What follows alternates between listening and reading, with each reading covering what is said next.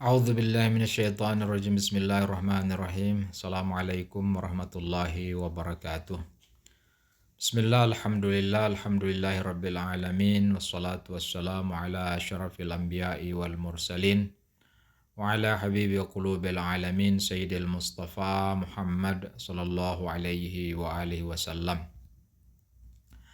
Pertama-tama, marilah kita senantiasa memanjatkan puji dan syukur kehadirat Allah Subhanahu wa taala, yang mana pada kesempatan kali ini kita masih diberi taufik untuk bisa kembali melanjutkan perkuliahan kita ini. Salam dan salawat semoga senantiasa kita curahkan pada baginda Rasulullah Sallallahu Alaihi Wasallam, pada ahlul bait beliau, para maksumin salamullah alaihim ajmain. Mudah-mudahan kita semua kelak memperoleh syafaat dari beliau-beliau, amin ya rabbal alamin. Baik teman-teman sekalian, pada sesi yang ke-13 ini kita akan menyampaikan sejumlah materi, dan pada sesi kali ini kita akan menjelaskan terkait dengan hukum-hukum syar'i dan pembagiannya. Tentu di dalam fikih, di dalam pembahasan ilmu usul fikih itu tentunya juga dijelaskan hal-hal yang berkaitan dengan pembagian hukum-hukum syar'i.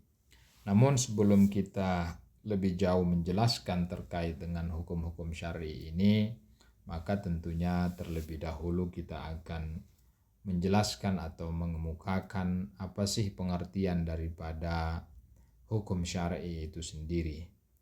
Nah, dalam ilmu fikih yang dimaksud dengan hukum-hukum syar'i itu adalah hukum syariat itu, di mana hukum-hukum syariat itu yang secara langsung atau tidak langsung itu menjelaskan pendapat atau pandangan agama tentang setiap tingkah laku manusia.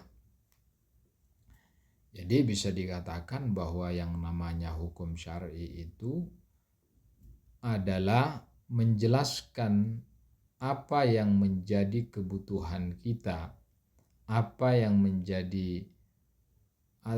menjadi sesuatu yang wajib ataupun yang harus atau yang mesti kita hindari atau lakukan di dalam seluruh aspek-aspek kehidupan kita di dunia ini, tentunya dengan tertuju pada atau terfokus pada sikap kita, tindak tanduk kita, perbuatan anggota badan kita ini.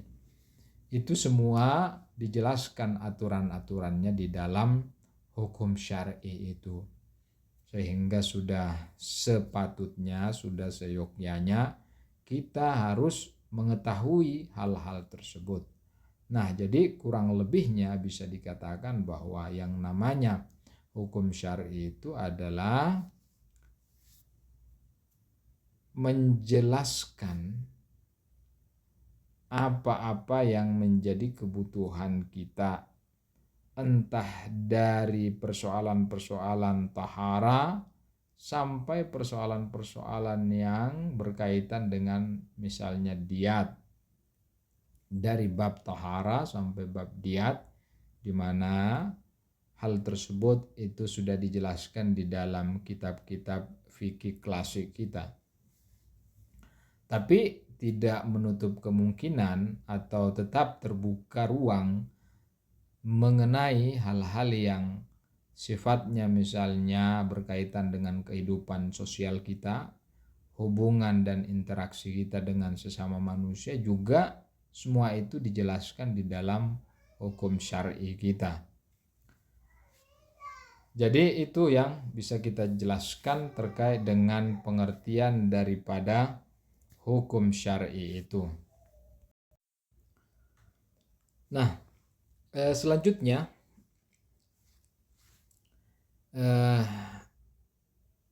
setelah kita menjelaskan bahwa apa yang ada atau dipaparkan di dalam fikih di mana berkaitan dengan hukum-hukum syar'i itu, di situ dijelaskan berbagai macam persoalan, maka tentunya karena hukum-hukum syariah ini adalah mengatur seluruh sendi-sendi kehidupan manusia, khususnya kaum muslimin, maka tentunya hal yang menjadi tugas bagi setiap mukallaf itu adalah mengetahui hukum-hukum syariat tersebut, mengetahui hukum-hukum fikih tersebut.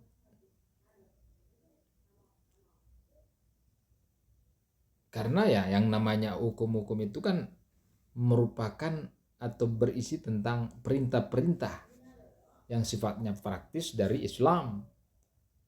Dan itu tidak hanya berkaitan dengan persoalan-persoalan ibadah, tapi persoalan-persoalan sosial, persoalan-persoalan ekonomi, persoalan politik, dan sejenisnya itu semua dibahas dan dikaji di dalam hukum-hukum syar'i tersebut. Artinya di sana dijelaskan regulasi yang terkait dengan hal-hal yang berhubungan erat dengan kehidupan umat manusia. Sehingga sudah semestinya seorang mukallaf itu, setiap insan itu mengetahui hukum-hukum tersebut. Kenapa kayak? Karena betapa pentingnya mengetahui aturan-aturan agama dalam kehidupan seorang muslim, maka dalam Islam itu sangat ditekankan untuk mempelajarinya. Sebagai contoh misalnya dalam riwayat dari Rasulullah SAW dikatakan bahwa celakalah setiap muslim yang tidak menyisihkan satu hari dalam seminggu untuk mempelajari agamanya dan bertanya tentang agamanya. Ini betapa Rasulullah sangat menekankan hal ini. Sehingga sampai beliau bersabda dengan sabdanya seperti ini. Celakalah setiap muslim. Nah, artinya kita harus betul-betul memberikan menyisihkan waktu kita itu untuk betul-betul memperdalam, betul-betul mempelajari apa yang menjadi tugas kita. Sekali lagi, ini bukan hanya berkaitan dengan soal ibadah yang sifatnya individual. Karena itu sudah jelas-jelas kita sebagai seorang muslim punya tanggung jawab yang besar terhadap diri kita, terhadap keselamatan diri kita, terhadap kebahagiaan individu kita. Dan bukan hanya itu, terhadap keluarga kita, lingkungan kita. Dan di situ semuanya akan ada kaitannya dengan persoalan-persoalan sosial, persoalan-persoalan ekonomi, persoalan politik, persoalan militer, dan lain sebagainya. Karena itu adalah unsur-unsur yang menjadi bagian daripada kehidupan kita bermasyarakat, bernegara. Seperti itu. Jadi sudah menjadi ketentuan. Nah, kalau misalnya kita berandai saja, karena mungkin ini sangat ideal, kalau misalnya setiap individu, khususnya setiap muslim itu menunaikan kewajiban dan taklifnya berdasarkan aturan-aturan syariat yang sudah ditetapkan, maka sudah tentu kita akan merasakan hasilnya di tengah-tengah kehidupan kita bermasyarakat, bernegara. Kita akan memetik buahnya. Betapa indahnya kehidupan ini kalau misalnya aturan-aturan yang kita jalankan, aturan-aturan yang kita terapkan di dalam kehidupan kita sehari-hari itu berdasarkan hukum-hukum syar'i itu. Kita di dalam berinteraksi dengan sesama kita, di dalam berekonomi, di dalam bermiliter, di dalam berpolitik, itu kita indahkan semua aturan-aturan atau regulasi Islam itu, maka tentunya kita akan memperoleh hasil yang akan membahagiakan kita bukan hanya di kehidupan ini, tapi di kehidupan selanjutnya. Jadi ditekankan bahwa kita sudah semestinya sebagai insan yang muslim harus mempelajari hukum-hukum syar'i tersebut. Nah, pembahasan selanjutnya yang perlu kita kemukakan di sini adalah terkait dengan jenis-jenis hukum syar'i itu, karena sebagaimana di dalam ilmu fikih ataupun ilmu usul itu ada pembagian-pembagian yang berkaitan dengan hukum-hukum syar'i ini. Meskipun misalnya pembagiannya itu banyak sekali. Terhadap hukum-hukum yang wajib saja itu ada beberapa yang dijelaskan. Ada hukum wajib yang sifatnya aini, ada yang hukum wajib yang sifatnya kifai, ada yang banyak sekali hukum-hukum yang berkaitan dengan hal-hal yang wajib misalnya. Nah, tapi pada kesempatan kita kali ini kita tidak akan menyinggung itu semua. Kita hanya membatasi diri dengan beberapa istilah yang berkaitan dengan hukum-hukum syar'i, di mana hukum-hukum syar'i itu antara lain adalah hukum taklifi, ada hukum wad'i, ada hukum awwali, ada hukum tsanawi, ada hukum ta'sisi, dan ada hukum wad'i. Bukan wad'i ini pada saat, tapi imda'i. Nanti kita akan uraikan imda'i di situ. Nah, hukum-hukum ini akan kita utarakan, akan kita jelaskan satu persatu secara sederhana tentunya, sehingga mudah kita memahami, kita punya gambaran terkait dengan pembagian hukum-hukum ini atau jenis-jenis hukum syar'i ini. Yang pertama adalah berkaitan dengan hukum taklifi. Tentu kita tidak asing lagi dengan istilah hukum taklifi ini. Nah, adapun yang dimaksud dengan hukum taklifi ini adalah hukum yang secara langsung mengungkapkan kewajiban atau tugas manusia atau taklif manusia. Misalnya mengatakan, hukum ini mengatakan dirikanlah sholat dan jangan misalnya minum minuman keras. Perintah sholat, dirikanlah sholat, kerjakanlah sholat, itu adalah hukum taklif. Artinya wajib kita mendirikan sholat itu. Ini secara langsung menjelaskan tentang hukum sholat itu adalah wajib. Itu persoalan wajib. Ada persoalan yang sifatnya larangan. Jangan minum minuman keras. Ini secara langsung memerintahkan kepada kita, kepada mukallaf untuk tidak mengerjakan atau meminum minuman yang memabukkan atau minuman keras. Itu adalah bentuk larangan. Nah, dari sini kita bisa ketahui bahwa hukum taklifi itu kemudian dibagi menjadi 5 bagian, di mana yang pertama adalah hukumnya wajib, hukum wajib, ada yang haram, ada yang mustahab, ada yang makruh, ada yang mubah. Terkait yang wajib, ya tentunya yang namanya wajib adalah suatu hukum yang harus dilaksanakan, yang kalau kita tidak melaksanakannya atau tidak mengerjakannya maka akan dianggap berdosa. Itu hukum wajib. Sebaliknya, haram adalah hukum yang kita diharamkan atau dilarang untuk mengerjakannya. Dan kalau dikerjakan akan mendapat dosa. Nah, ada juga perbuatan-perbuatan yang sifatnya atau hukumnya itu adalah mustahab. Nah, yang mustahab ini artinya kalau kita kerjakan akan mendapat pahala, dan bila ditinggalkan juga tidak akan mendapat dosa. Ini yang disebut dengan mustahab. Ada yang selanjutnya itu adalah makruh. yang kalau kita kerjakan, dia kan sekedar makruh saja. Kita kerjakan itu tidak akan berdosa, dan kalau kita tinggalkan juga tidak akan mendapat pahala misalnya. Nah itu makruh, jadi kalau kita kerjakan itu tidak problem, hanya sekedar makruh. Ada yang mubah, yang kalau kita kerja, yang boleh kita kerjakan misalnya seperti itu. Nah ini adalah hukum yang diistilahkan dengan hukum taklifi. Ini yang pertama. Yang selanjutnya adalah jenis hukum yang selanjutnya, yaitu hukum wad'i.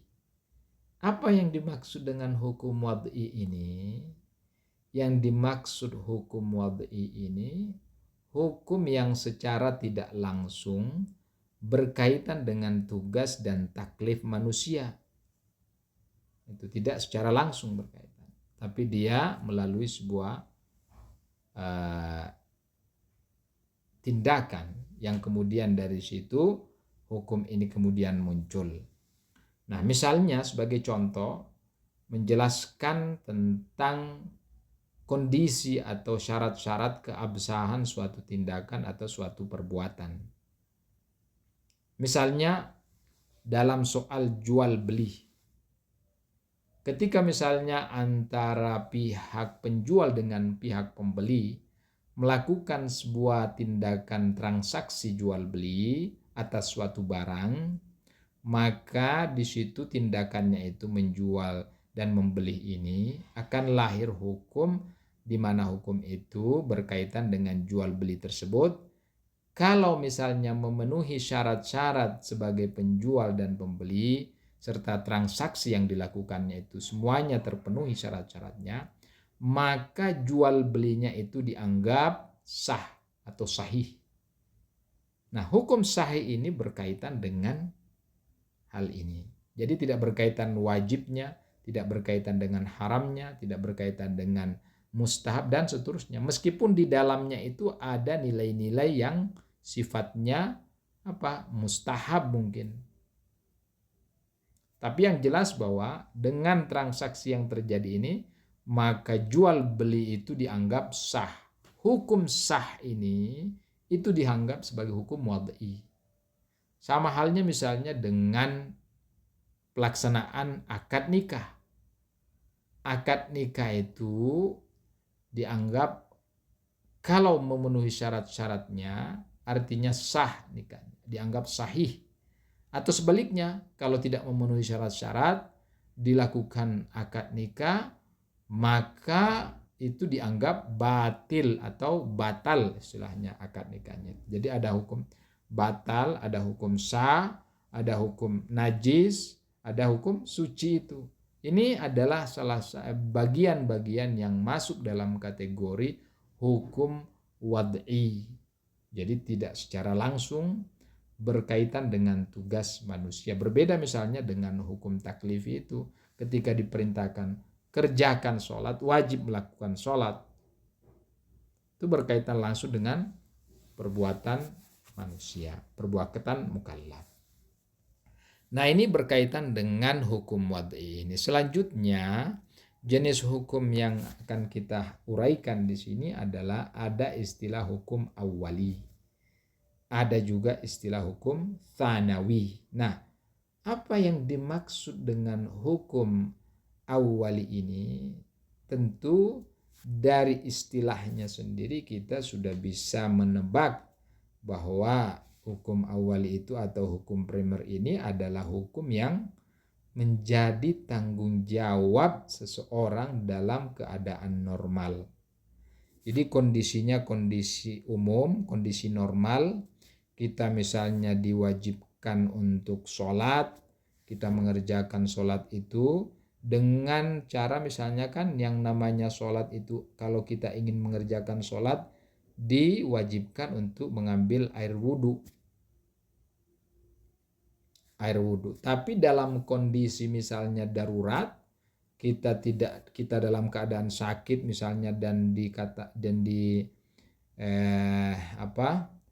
diperintahkan atau kita berkonsultasi kepada seorang dokter dan dokternya misalnya memerintah kita, menyuruh kita untuk jangan sekali-kali menyentuh air, atau misalnya kita dalam kondisi keadaan darurat sama sekali kita tidak menemukan air dan lain sebagainya, maka di situ hukum awalinya itu yang mengatakan wajib Anda menunaikan ibadah sholat dengan berwudu, mengambil air wudu terlebih dahulu, itu menjadi gugur karena kondisi. Itu hukum awalinya.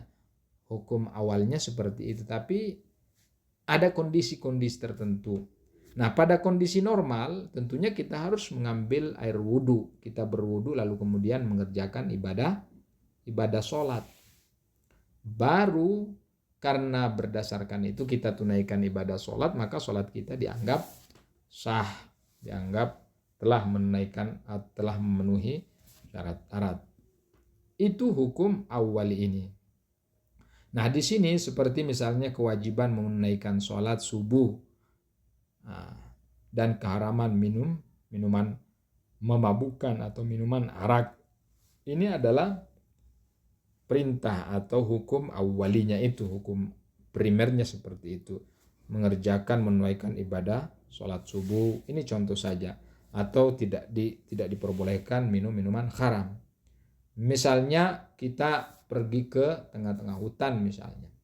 Kita punya kewajiban, sudah tiba waktunya untuk sholat, kita mengerjakan sholat, tapi ternyata tidak ada air untuk kita jadikan air wudhu.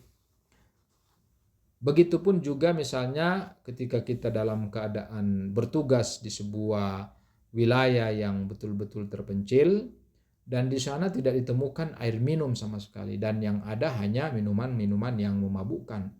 Sementara kondisi kita ini sudah betul-betul dalam keadaan kehausan, kelaparan, tidak menemukan hal yang bisa kita konsumsi, maka yang ada itu hanya minuman arak yang tadinya itu diharamkan, ya dengan kondisi, ya tadinya hukum awalinya itu diharamkan. Seperti itu. Nah, adapun hukum tsanawinya itu akan kita jelaskan pada pada slide berikutnya itu. Nah, di sini kita menjelaskan terkait dengan hukum tsanawi atau hukum sekunder, kita istilahkan seperti itu. Apa yang dimaksud dengan hukum tsanawi ini? Nah, kalau kita sudah memahami hukum awali, maka tentu secara otomatis kita juga akan dengan mudah memahami apa yang dimaksud dengan hukum tsanawi itu. Nah, di sini disebutkan bahwa hukum tsanawi itu adalah putusan atau hukum yang dikeluarkan dalam keadaan darurat atau misalnya terpaksa. Kalau hukum awal itu kan dalam kondisi normal, semua orang dalam kondisi normal, seorang mukallaf dia tidak dalam posisi darurat, tidak dalam posisi kebingungan dan lain sebagainya, normal semuanya, berjalan dengan normal sesuai dengan secara natural. Tapi yang namanya kondisi itu tidak selalu akan mengikuti atau tidak selalu akan normal atau natural, tapi ada kondisi-kondisi di mana seorang mukallaf akan mengalami kondisi tersebut, yaitu kondisi mungkin dalam keadaan darurat atau terpaksa dan lain sebagainya. Nah, kalau misalnya kondisinya seperti itu, kondisi dalam terpaksa atau dalam keadaan darurat, maka ada hukum-hukum yang tadinya atau hukum awalinya itu haram, itu kemudian diperbolehkan.